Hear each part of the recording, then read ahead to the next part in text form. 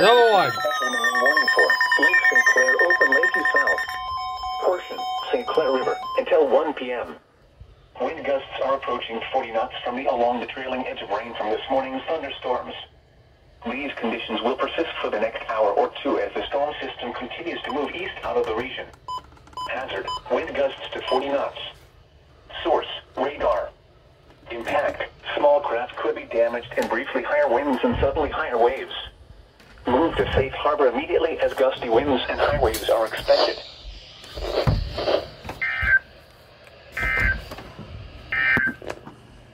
Here is the forecast for the northern suburbs. Rest of today, mostly cloudy.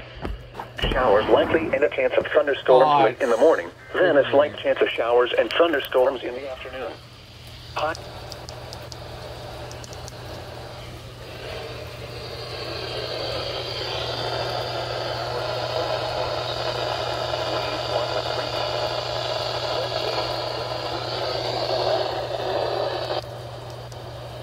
Port de Windsor à 10h23, heure avancée de l'Est.